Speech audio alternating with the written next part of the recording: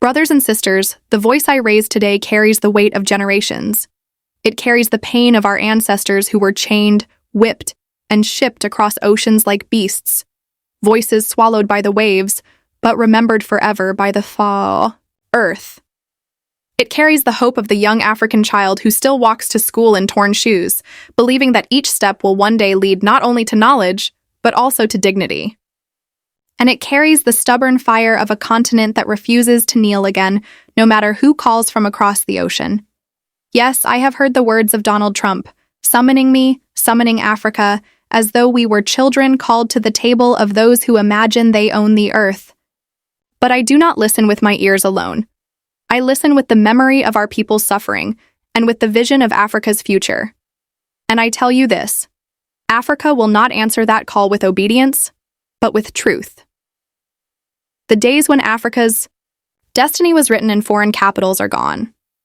The days when our leaders trembled at the voice of men in Washington, Paris, or London are buried in the dust of the last century. We are awake now. We see the game for what it truly is. Donald Trump's call was not merely a political message, it was a test. A test to see whether the new Africa will dare to speak in its own voice, or whether we will still allow others to speak for us. He spoke of partnership. But what kind of partnership allows one to sit at the table with a full plate, while the other arrives empty-handed because his harvest was stolen? He spoke of opportunity. But what kind of opportunity comes wrapped in chains disguised as friendship? My people, do you think Africa has forgotten history? Do you think we do not remember that every so-called invitation to cooperate from the West was in truth a demand to surrender our land, our minerals, our water, and our future? We have heard these words before, from colonizers, from corporations, from men who look at Africa and see not human beings but resources. So let me say this to Donald Trump and to all who stand behind him.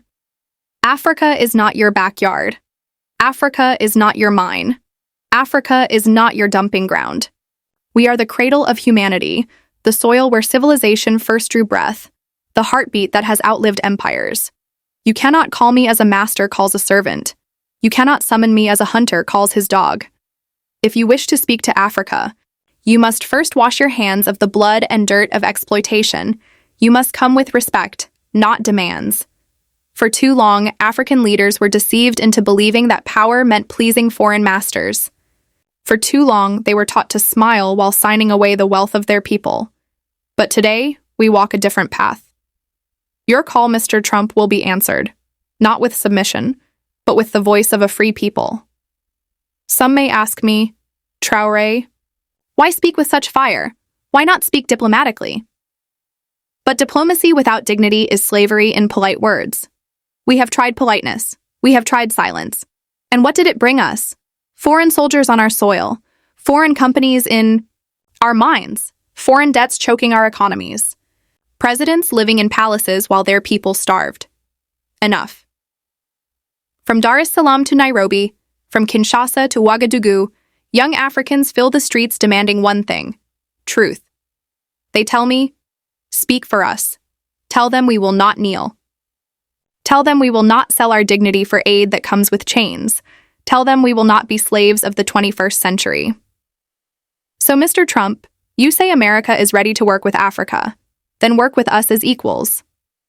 Do not come with sanctions in one hand and promises in the other.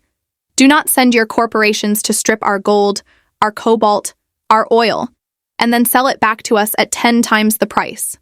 Do not lecture us about governance while ignoring the suffering caused by your own policies. You speak of making America great again. But know this, we too are making Africa great again. And our greatness will not depend on your approval. It will rise from the hands of African farmers who no longer sell their crops for pennies to foreign traders. It will rise from African engineers who will power our cities without begging for foreign electricity. It will rise from African students who will study in African universities without pleading for visas abroad. My people, do not fear the loud voice that calls from far away. Loudness is not strength. Often it is fear that shouts the loudest. And make no mistake, they are afraid. Afraid of a united Africa. Afraid of an Africa that feeds itself, trades with itself, and builds for itself. Afraid of an Africa that no longer believes the lie that our place is at the bottom. They fear because they know that once Africa rises, the world will be forced to face the truth of history. They will be forced to admit that for centuries, they stole what was not theirs and called it progress. When I speak, I do not speak as one man. I do not speak as Ibrahim Traoré, a single name written in sand. I speak as the son of this red earth called Burkina Faso. I speak as the son of Africa, the heartbeat of humanity, the cradle of civilization. I speak as the son of those who were told they were nothing, born to serve, condemned to chains, but who rose and proved they were everything. When I open my mouth, I carry the voices of ancestors who tilled this land with bare hands, defended it with spears and courage, and prayed beneath the sun that their children would one day live free. I carry the voices of mothers who will not let their children die in shame, fathers who would rather starve than kneel, warriors who fell facing the enemy with unbroken hearts. And to you, Mr. Trump, I say, if you wish to talk, speak with respect. Not the flattery of false diplomacy, but the respect that exists when one human being looks another in the eye and sees an equal. If you want to work with us, come with clean hands, hands not stained with the gold you plundered, the oil you stole, or the blood of nations whose only crime was wealth without weapons. If you wish to call me, do not expect me to answer as a servant bows to orders. Expect me to answer as the leader of a free people. A people who have decided that their destiny will not be written in the offices of Paris, Washington, London, or Beijing, but written here, in the hearts of their own sons and daughters. We are not begging for a seat at someone else's table. We are building our own. And if you wish to sit with us, you must understand, you cannot bring chains and call them gifts. You cannot bring deals that leave us poorer than before. You cannot speak as though we are children blind to the value of our own inheritance. To my African brothers and sisters, I say, remember, no one will respect you until you respect yourselves. Respect begins the day you refuse to sell yourself cheaply. The day you stop allowing others to define your worth. The day you refuse to let fear rule your choices. Respect begins when you say no to the hand that offers help while holding a knife behind its back. No one will free you until you decide to live free. Freedom is never given, it is taken. And once taken, it must be guarded every hour, every day with the same fire that won it. Those who wait for a savior will remain slaves. Dignity is not a gift wrapped in paper. It is how you stand when they try to break your back, how you speak when they try to silence you, how you walk when they tell you to remain in the shadows. And yes, dignity will cost you. It will cost trade, aid, and comfort. But slavery will cost you more. Look around at the rich lands God has given us, fertile, abundant, overflowing with wealth. Yet look at our people, too often hungry, too often divided, too often tricked into fighting one another while thieves take everything. This is not because Africa is poor. Africa has never been poor. Africa has been robbed, generation after generation, century after century. And now they wish to rob us again, this time with contracts, signatures, and words like partnership and investment, hiding the same old hunger. We must say no. In our markets, in our schools, in our parliaments, in our streets, we must teach our children that their future is not dependent on the mercy of another nation, but on the strength of their own hands and minds. And to those beyond Africa who hear me, know this. We do not hate you. We do not reject friendship. We do not reject cooperation. But true friendship walks side by side, not one dragging the other behind. True cooperation means both grow, not one feasting while the other starves. So, Mr. Trump, if you wish to talk, talk as a friend. If you wish to work, work as a partner. If you wish to call me as a man calls another man, not as a master calls a servant. Because the days when Africa bowed are over. The days when Africa waited for permission are over. The days when Africa's voice was an echo of others are over. We are awake, and once a people are awake, they cannot be forced back to sleep. Let the world hear this clearly, without distortion, without filters, without lies. The Africa you see or think you know is gone. That Africa of helplessness, open hands, and silent obedience has died. It died the day we reclaimed our destiny. We are not the Africa of aid agencies who arrive with promises in one hand and contracts of bondage in the other. We are not a land waiting for a donor's signature before we can feed our children. We are awake. And this time, we are unshakable.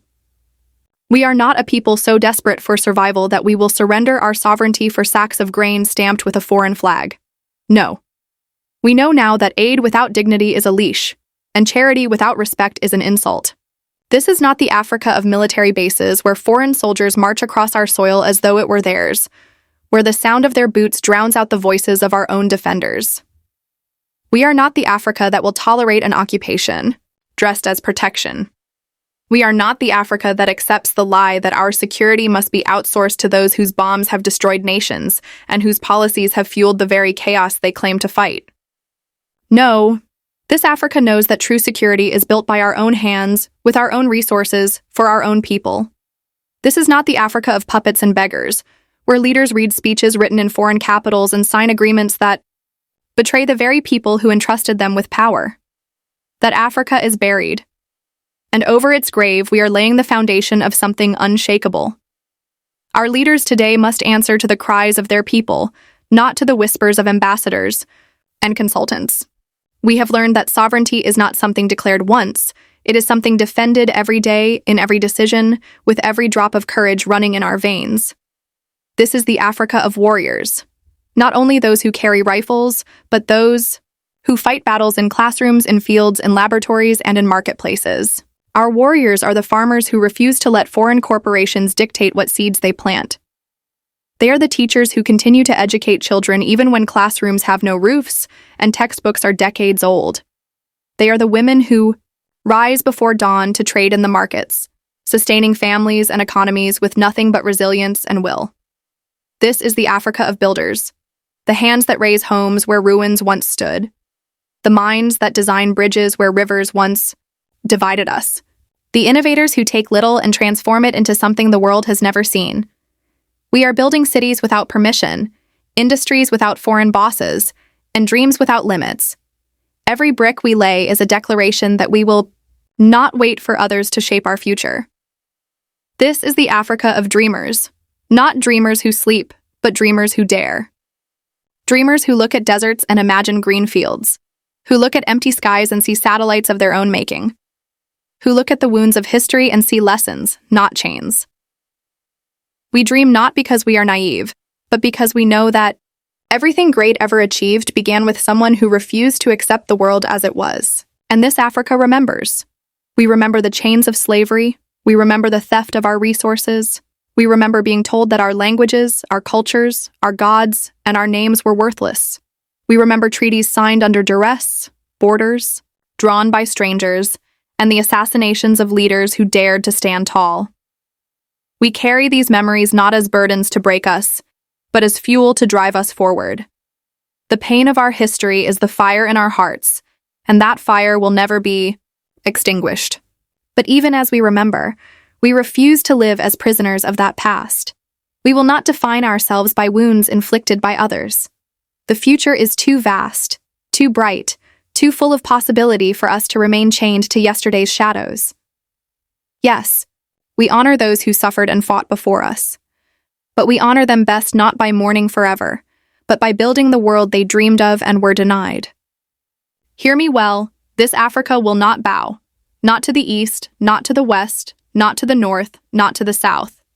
We kneel only before the will of our own people. We do not bend our necks to any master, no matter how powerful he claims to be. Respect us, and we will respect you. Threaten us, and we will unite even more. We do not seek enemies, but we will not fear them. We do not seek conflict, but we will not run from it. We extend our hand in friendship to all, but we keep our fist ready for anyone who would try to shackle us again. And know this: the Africa you called Mr. Trump is watching you as closely as you are watching us. The Africa you called is awake, and once a people awaken, they cannot be put back to sleep. We are not the children you can lecture, nor the subjects you can command. We are partners when you treat us as equals, but we are opponents when you treat us as pawns. You may speak loudly in your halls of power, but our voices echo across the savannas, the forests, the deserts, and the mountains. And they carry a truth older and stronger than any empire. So understand this. When you speak to Africa today, you are speaking to a continent that has buried the age of submission. When you speak to Africa today, you are speaking to a people who know the worth of their land, the strength of their hands, and the depth of their spirit. When you speak to Africa today, you must know we no longer listen with ears that accept lies, nor look with eyes blinded by promises. We listen with the ears of history. We see with the eyes of freedom. And this, Mr. Trump, is the Africa that answers your call. Not with begging, not with pleading, but with the voice of a sovereign people who will shape their own destiny. And so to all who hear me, whether you sit in a palace in Washington, a mansion in Paris, a fortress in London, or an office where decisions are made about our fate without our consent, hear this clearly. The Africa before you is not the Africa of yesterday. That Africa was buried in the soil of our ancestors, alongside the chains that once bound us. Its ashes were cast into the rivers and oceans that carried our stolen people away. In its place, we have planted seeds of dignity, strength, and unity. Those seeds have grown into trees whose roots go deep and whose branches spread across the continent. No wind from the west, no storm from the east will uproot them. For too long, the world believed Africa was a story it could write, pages filled with pity, chapters dripping with charity, whole volumes written in the language of exploitation disguised as friendship. But no more. We are no longer your characters. We are the authors now. We hold the pen. And the ink is drawn from the sweat of our workers, the courage of our youth, and the blood of our martyrs. This is our story, and in this story, we are not the victims. We are the victors. Do not mistake our hospitality for weakness. Do not mistake our openness for naivete. Do not mistake our willingness to speak for a willingness to submit. We are patient because our roots are deep. But we are unshakable because we know who we are. We are the children of those who fought with spears against cannons, who stood unbroken under the burning sun of colonization, who carried oppression on their backs and yet refused to fall. That spirit is alive in us still, in our farmers, in our miners, in our mothers selling in the marketplace, in our soldiers guarding the night. Mr. Trump, and all leaders who still imagine Africa as a land waiting for permission, hear this. We are rising without your permission. We are building without your loans. We are dreaming without your approval. We have learned that the hand that feeds can also poison. And so we have returned to feeding ourselves. Our fields will grow our grain. Our mines will build our schools. Our rivers will power our cities. And our children will inherit a land where their minds are free before they are even born. Do not mistake this for rejection of cooperation. No, we welcome it. But only on equal ground. Come to us as partners and you will share our table. Come, as masters, and you will find the door closed. We will no longer sign contracts written in the ink of exploitation. We will no longer trade our gold for crumbs while others feast.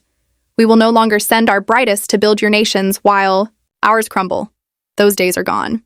And to my African brothers and sisters, from Lagos to Dar es Salaam, from Nairobi to Kinshasa, from Johannesburg to Ouagadougou, the time for doubt is over. The chains are already broken. Now you must learn to walk without them. Stop waiting for others to define you. Stop waiting for permission to be great. Your ancestors did not survive centuries of theft, betrayal, and suffering so that you could live small. They endured so that you could stand tall. Some will call us arrogant for speaking this way. Let them. For generations, they called us primitive when we built empires. They called us lazy when we worked their fields from sunrise to sunset. They called us corrupt while they looted our wealth in the dead of night. Let them call us what they wish. It changes nothing. What matters is that we know the truth about ourselves. Africa is not poor. Africa is rich in land, in people, in culture, in spirit. The only poverty we must defeat is the poverty of unity, the poverty of belief in our own power. And so I tell you, we are entering a new era, an era where leaders will measure their worth not by the smiles of foreign dignitaries, but by the smiles of their own people. An era where our currencies will not be printed in the vaults of others, where our borders will not be drawn in strangers' offices, where our destiny will not be dictated in languages we do not speak. Africa will walk into the halls of the world not as a guest, not as a beggar, but as a pillar. So, Mr. Trump, let me close with this. If your call was made in the spirit of equality, then my ear is open. But if it was made in the tone of command, then you will hear only silence. For we are no longer the Africa you think you know. We are awake now, and we will never return to sleep. Carry this message across the deserts of the Sahara, the forests of the Congo, the shores of Cape Town, the mountains of Ethiopia. Africa will not bow. Not to America, not to Europe, not to Asia, not to anyone. We will walk with friends, we will work with allies, but we will never kneel before masters.